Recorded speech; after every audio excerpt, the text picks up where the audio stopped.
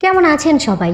আশা তো করি সবাই খুব ভালো আছেন। থাম্বনেল দেখে তো বুঝেই নিয়েছেন ভিডিওটা কিসের হতে পারে। তবে এই ভিডিওটা শুধুমাত্র সাবস্ক্রাইবারদের জন্য বানাচ্ছি না। আমি আশা করব বাংলাদেশের যত বিটিএস ডাবার আছেন প্রত্যেকেই এই ভিডিওটা একটু দেখবেন, তাহলে অনেক কিছুই জানতে পারবেন। মূলত আপনাদের সাথে এই বিষয়টা শেয়ার করতে চাইছি আমি, নিরপেক্ষভাবে একটু জেনে রাখেন। ওনার ফেসবুক পেজে আমাগো কমলা আপা নামের একটা আইডি থেকে ওনাকে কিছু একটা লিখেছে, সেটা রিপ্লাইয়ে উনি কি লিখেছে সেটা দেখি। শুরুটা হয়েছিল 11 দিন আগের এই পোস্টের মাধ্যমে। উনি সকাল সকাল ওনার চ্যানেলে একটা পোস্ট করে, যেখানে উনি লেখে ওনার চ্যানেলে কি যেন একটা প্রবলেম হচ্ছে, যার কারণবশত উনি কোনো ভিডিও আপলোড করতে পারছে না, এবং এটা ঠিক না হলে উনি আর কখনোই ফিরে আসার মনোবল পাবে না। ঠিক তার 2 দিন পর থেকেই হঠাৎ করে আমি আমার চ্যানেলে অনেক প্রবলেম দেখছি। রিচ আপ ডাউন করছে, সাবস্ক্রাইবারের সংখ্যা আপ ডাউন করছে, অনেক কিছু ঠিকঠাকভাবে দেখাচ্ছে না। এক এক সময় এক একটা দেখায়। যেহেতু আমার চ্যানেলে পূর্বে অনেকেই অনেকভাবে রিপোর্ট মেরে নষ্ট করার চেষ্টা করেছে, তখনও চ্যানেলের এই একই সেম প্রবলেম আমি ফেস করেছি। তাই আমি বুঝতে পারতাছি আমার চ্যানেল নিয়ে কেউ ঘাটাঘাটি করছে বাজেভাবে। কিন্তু এখন ওয়াইটিতে অকারণেই চ্যানেল ডিলিট হয়ে যায়, অনেক অনেক সমস্যা দেখা দেয়। তাই আমি ওনার এই পোস্ট দেখে কেন এরকম সমস্যা হতে পারে এবং আমার কেন এই সমস্যা হচ্ছে, দুইটা একসাথে ঘাটাঘাটি করতে গিয়া এইটা পাইছি। প্রথমে এটা দেখার পর আমি ভেবেছি সার্ভারে সমস্যা হতে পারে, ভুল দেখাইতে পারে, তাই আমি আমার নিজের চ্যানেল দেখলাম। তারপর এক এক করে 2-3টা চ্যানেল চেক করলাম। ওনার এই পোস্টের ঠিক 2 দিন আগে আমি আমার সেকেন্ড চ্যানেলে একটা পোস্ট করি, যেখানে আমি কারো নাম উল্লেখ করিনি। তারপরও উনি ইউটিউবে এই বিষয় নিয়ে কাদা ছোড়াছুড়ি না করলেও ওনার ফেসবুক পেজ এবং গ্রুপে যথেষ্ট করেছে, এবং যে লেখিকাকে নিয়ে আমি কথা বলেছি তার পোস্ট ওনার পেজে শেয়ার করেছে এবং আমাকে নানানভাবে ছোট করে কথা বলেছে। আমি ভাই ইউটিউবার, আমার যদি ইউটিউবে কারোর সাথে কোনো কথা কাটাকাটি হয় কিংবা সমস্যা হয়, আমি এখানেই সেটা বলবো। বাইরে গিয়ে চিল্লাচিল্লি করে তো লাভ নাই। তবে উনি এটা করে না দেখে সবাই মনে করে উনি চুপ থাকে আর আমি একলা চিল্লাচিল্লি করি। ওকে এই সমস্ত প্রসঙ্গ বাদ দিয়ে মূল টপিকে আসি। 11 দিন আগে যখন উনি এই পোস্ট করে, সেদিন ওনার মনিটাইজেশনটা চলে যায়। আর এই জিনিসটা বুঝতে পারা ওনার জন্য নতুন না, কারণ উনি একটা চ্যানেল বিক্রি করে দিয়েছিল যেটাতেও মনিটাইজেশন ছিল না। ওনার আরেকটা চ্যানেল আছে, সেটাতেও মনিটাইজেশন নাই 1 বছর ধরে। আর এখন এই বড় চ্যানেলটাতেও চলে গেল। তবে এটাই প্রথমবার না, এই চ্যানেলে আরও মনিটাইজেশন গেছে, ভুল সংশোধন করে অ্যাপ্লাইও করেছে এবং কিছু সময় পর ওয়াইটি থেকে তা ফেরতও দিয়েছে। ইউটিউব সম্পর্কে ওনার এক্সপিরিয়েন্স কম থাকলেও এই বিষয়টা উনি অনেক আগে থেকে ফেস করছে এবং এটা সম্পর্কে উনি জানে। বাট উই নো দ্যাট নিজের দুর্বলতা কেউ পাবলিকের সামনে প্রকাশ করতে চায় না। প্রত্যেকটা মানুষই এমন, আমিও তো আমার দুর্বলতা প্রকাশ করতে চাই না, কেউই চায় না। তবে ওনার ভুলটা এটাই, আমার সাথে একটা কন্ট্রোভার্সি চলাকালীন উনি এই পোস্ট করে ইউটিউব ছাড়ার পর থেকে আমার চ্যানেলের অবস্থা খারাপ। যদিও আলহামদুলিল্লাহ আমি এই সমস্ত কিছু ফেস করে অভ্যস্ত, তাই নিজেকে প্রোটেক্ট করার জন্য আমি আমার চ্যানেলের অনেক ভিডিও প্রাইভেট করে দিয়েছি। সমস্ত ঘটনা বিবেচনা করে আমি এক প্রকার বাধ্য হয়েই ওনার চ্যানেলে মনিটাইজেশন বন্ধ সেটা সাবস্ক্রাইবারদের সামনে তুলে ধরেছি। কারণ আমি মনে করি ওনার ওই একটা পোস্ট ওনার সাবস্ক্রাইবারদেরকে ইমোশনালভাবে অ্যাটাক করেছে, এবং ওনার ওই সাবস্ক্রাইবারদের ইমোশনের ওপরে দাঁড়িয়ে উনি আমার ক্ষতি করার চেষ্টা করছে, যেটা আমি কখনোই হতে দিতে পারি না। চ্যানেল মনিটাইজেশন বন্ধ হয়ে গেছে, চ্যানেল থেকে কোনো প্রকার ইনকাম হবে না, সে কারণে যে উনি ভিডিও দেওয়া বন্ধ করে দিয়েছে, আমার পোস্ট শেয়ার করা এবং আমার লাইভে বসে সবাইকে বুঝিয়ে দেওয়াতে অনেকেই বুঝতে পেরে গেছে উনি যে ইনকাম বন্ধ হয়ে গেছে দেখে ভিডিও আপলোড করছে না। তিনি খুবই উত্তেজনার সাথে আমার লাইভ চলাকালীন অবস্থাতে লাইভে এসে তা স্বীকারও করেছে, যেটা অবশ্যই তার আরো আগে করা উচিত ছিল। আর যদি এই বিষয়টা গোপনে রাখার হতো, তাহলে উত্তেজনামূলক পোস্ট কেন করে, আর উত্তেজনামূলক পোস্টের কমেন্টে রিপ্লাই করে উনি ওনার ফলোয়ার্সকে কেন আগে খুলে বলল না যে ওনার চ্যানেলকে কেউ ব্যক্তিগতভাবে আক্রমণ করছে না, এটা ওনার কাজের ভুল। আমি লাইভে এসে সত্যটা তুলে ধরার আগ পর্যন্ত উনি কিন্তু চুপ করে বসে বসে মজা নিচ্ছিল। আমার উদ্দেশ্য ছিল আমি সবাইকে বুঝিয়ে বলে দেব আসল সমস্যাটা কি, সবাই জানবে এবং জানার পর কেউ ব্যক্তিগতভাবে আমাকে অ্যাটাক করবে না। কিন্তু এই বিষয়টা আপামনির ভালোই লাগেনি, কিন্তু সহজভাবে ওই বিষয়টা সবাইকে বুঝিয়ে বলাতে ওনার ভালো লাগেনি, তাই উনি নতুন প্ল্যান করে। আর মূলত ওনার এই আবালমার্কা প্ল্যানটার কারণেই তো আমি এই ভিডিওটা মেক করছি। এখন চলেন সেটা সম্পর্কে একটু বলি।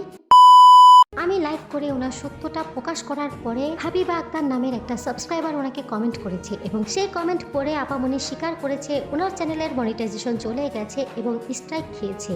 আপামনি খুবই হাস্যকরভাবে আমি লাইভে যাওয়ার পরের দিন এই পোস্ট করে, যেখানে খুবই হাস্যকরভাবে আপামনি বলেছে গতকাল রাত থেকে এই পর্যন্ত ইউটিউব তাকে 2টা ওয়ার্নিং দিয়েছে। কিন্তু আপামনি হয়তো এটাই বুঝতে পারে নাই যে আমরা ইউটিউবাররা এটা জানি যে একটা চ্যানেলে ওয়ার্নিং একবারই আসে। পৃথিবীর প্রত্যেকটা ইউটিউবারের ক্ষেত্রে এই একটা নিয়মই প্রযোজ্য, চ্যানেলে ওয়ার্নিং আসলে প্রথমে একটাই আসে, যেটা আগে থেকেই ওনার চ্যানেলে ছিল এবং তার কারণেই ইউটিউব ওনাকে গাইডলাইন স্ট্রাইক দিয়ে ভিডিও ডিলিট করে দিয়েছে। যার চ্যানেলে অলরেডি একটা গাইডলাইন স্ট্রাইক আছে, তার চ্যানেলে যদি নতুন করে কোনো সমস্যা হয় সেকেন্ড গাইডলাইন স্ট্রাইক চলে আসবে, তখন সেই চ্যানেল থেকে 2 সপ্তাহ কোনো ভিডিও আপলোড করা যাবে না, কিছুই করা যাবে না। কিন্তু আপামনি স্ট্রাইক থাকার পরেও ওয়ার্নিং আসার মিথ্যা নাটক সাজিয়েছে এবং তার চ্যানেলে কেউ রিপোর্ট মারছে বলে তার ভিডিও প্রাইভেট করে দিয়েছে।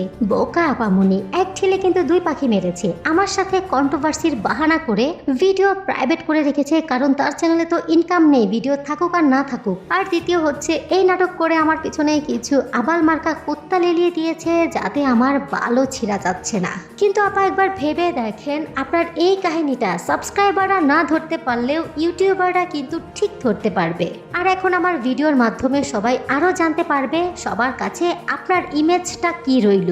আচ্ছা আপা, পরশু রাতে যে আপনাকে ইউটিউব থেকে 2টা ওয়ার্নিং দিয়েছে, এর আগে আপনার চ্যানেলে আরেকটা ওয়ার্নিং ছিল, তাহলে এখন আপনার চ্যানেলে 3টা ওয়ার্নিং আছে, রাইট? এখন যদি আপনি বলেন আমার 2টা চ্যানেল, তাহলে আপনার একটা চ্যানেলে একটা ওয়ার্নিং আছে, আরেকটাতে 2টা আছে। তাহলে পরশু সন্ধ্যা রাতের পর রাত 12টার পর 16 তারিখ ছিল, আপনি 16 তারিখে পর 2টা ওয়ার্নিং পেয়েছেন, তাহলে সেই সব ওয়ার্নিং এর মেল এসেছে ইউটিউব থেকে, আপনি কি সেটা আমাদের সাথে শেয়ার করবেন? নয়তো একটা রিলস আপলোড করেন স্ক্রিন রেকর্ড করে, আমরা দেখতে চাই, ইউটিউবাররা দেখতে চায়, ডাবাররা দেখতে চায় ইউটিউব আপনাকে এত সুযোগ কিভাবে দিল। আমাদেরকে তো এই সুযোগ দিচ্ছে না।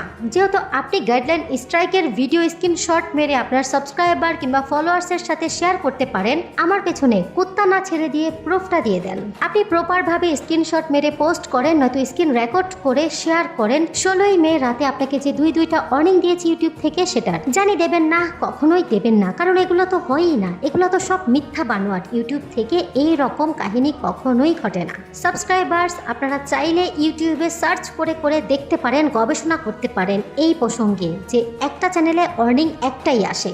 খুব জঘন্য হলেও সত্যি, আপনি মনে করেন দুনিয়াতে আপনি একাই চালাক, একমাত্র চালাক মহিলা, আর যারা আছে সবাই বোকা, তাই না? বরাবরই হার্ড ওয়ার্কিং করা মহিলা আমার খুব পছন্দ, তবে যারা কাজের কাজ করে এবং নিখুঁতভাবে কাজ করে। চালাক এবং ঝগড়াটে মহিলাও আমার পছন্দ, যারা যুক্তিসঙ্গত ঝগড়া করতে পারে এবং খুব যুক্তিসঙ্গতই চালাকি করতে পারে। নতুন কাহিনী, নতুন নাটক, নতুন সিমপ্রীতি নিয়ে আমার পেছনে যে মানুষ লাগিয়ে দিয়েছেন, ওরা যদি বুঝতে পারতো না আপনার এরকম জঘন্য চালাকিটা আর মিথ্যা কথাগুলো ধরতে পারতো, তাহলে সবার আগে আপনার পাছায় লাথি দিত। আপনি কি বাজেভাবে আপনার সাবস্ক্রাইবারদের সাথে নাটক করেন, বাজেভাবে তাদের ইমোশন নিয়ে কি বাজেভাবে খেলাধুলা করতেছেন? আপনার কি বিবেক নাই? আর থাকবে কিভাবে? আপনার সাবস্ক্রাইবার, আমার সাবস্ক্রাইবার, আমরা সবাই বিটিএস আর্মি, কিন্তু আপনি তো বিটিএস আর্মি না, তাই সাবস্ক্রাইবারদের ইমোশন নিয়ে খেলা করা আপনার কাছে খুবই সহজ। ওয়াইটিতে এসেছিলেন ইনকাম করার জন্য, ডাবিং করলে দ্রুত চ্যানেল বড় হয়, তাই বিটিএস আর্মি সেজে ডাবিং স্টার্ট করে দিলেন, যেখানে আমরা সবাই বিটিএস নিয়ে আসক্ত, বিটিএস নিয়ে সারাদিনই পড়ে থাকি, বিটিএস নিয়ে মাতামাতি করি। সেখানে আপনার এই দিকে কোনো লক্ষ্য নাই, বিটিএসটা যেখানে আছে আমরা সেখানে আছি, বোটিং হোক সেটা স্ট্রিমিং হোক, আপনার সেসব নিয়ে কোনো পোস্ট নাই, কোনো মাথা ব্যথা নাই। আজ পর্যন্ত বিটিএস মেম্বারসদের একটা লাইভও আপনি ভালোভাবে দেখেন নাই, যেখানে আমরা বাংলাদেশে বসে চোরাই লাইনে কনসাল্টও দেখি। এখন বলবেন আপনি জব করেন, কোটি কোটি বিটিএস আর্মিরাও জব করে রে ভাই। এখন আবার আমার এই সমস্ত কথা শুনে কোনো চুতমারানিদের কাছ থেকে আইডি নিয়ে নাম চেঞ্জ করে দেখাতে আসবেন না, সেটা আপনার, কারণ এই 5 বছরে যখন দেখাতে পারেন নাই, এখন আসবেন না মিথ্যা বলতে। আর যদি বলেন আমি পেজ চালাই, দুঃখিত আপা, ওটাও আপনার ইনকাম সোর্স। হয়তো এখনো কন্টেন্ট মনিটাইজেশন পাননি, তবে পাবেন এক সময়। ইনকামের সোর্স হিসেবে বিটিএস কে ব্যবহার করতেছেন, আবার সেই বিটিএস আর্মিদের আবেগ ব্যবহার করে আমার মতো রিয়েল টেকুকারের পেছনে লাগান। আপা একটা ভার একটু অতীত খাটাখাটি করে দেখেন, যেখানে OT7 কিংবা টেকুককে অসম্মান সম্মান করার প্রসঙ্গ আসে সেখানে যত বড় স্বার্থই থাকুক না কেন আমি কিন্তু চুল পরিমাণ ছাড় দেই না। সেখানে আপনি তাদেরকে নিয়ে ব্যবসা শুরু করেছেন, আবার আর্মিদেরকে নিয়েও নতুন ব্যবসা খুলে বসেছেন। অথচ এই তেকুক সম্পর্কে, এই OT7 সম্পর্কে 10টা প্রশ্ন করলে আপনি ঠিকভাবে উত্তর দিতে পারবেন না। টাকা দিয়ে প্রিমিয়ার কিনে গান দেখা কিংবা ভোট দেওয়া সেটা তো অনেক দূরের প্রসঙ্গ। তেমন ভাবে যাদের সম্পর্কে জানেন না কিছুই, যাদের জন্য কিচ্ছু করেন না, তাদেরকে নেড়ে চেড়ে ইনকাম করতে ঠিকই ইউটিউবিং করছেন, তাদের নাম বিক্রি করে নিচে পপুলারিটি অর্জন করছেন। মূলত আপনি তো পপুলার হতে আসেন নাই, আসছেন তো ইনকাম করতে। এখন যে ফ্রি পপুলার হয়ে গেছেন, এখন এসবের লোভ সামলাতে পারছেন না। বুঝতে পারি আপা, আপনি কোন লেভেলের BTS আর্মি। যাই হোক, 2টা অর্নিং এসেছে না, সেটার স্ক্রিন রেকর্ড দিয়ে শর্টস বানিয়ে আপলোড করবেন এবং কমিউনিটি পোস্ট করে আমাদেরকে দেখাবেন। আর যথাসম্ভব চেষ্টা করবেন আমার মাথাটা যেন ঠান্ডা থাকে। এভরিওয়ান, যারা বিষয়গুলো ধরতে পারো নাই তারা পুনরায় ভিডিওটা ওয়াচ করো, নয়তো যারা বুঝতে পেরেছে তাদের কাছ থেকে জিজ্ঞাসা করে বুঝে নাও।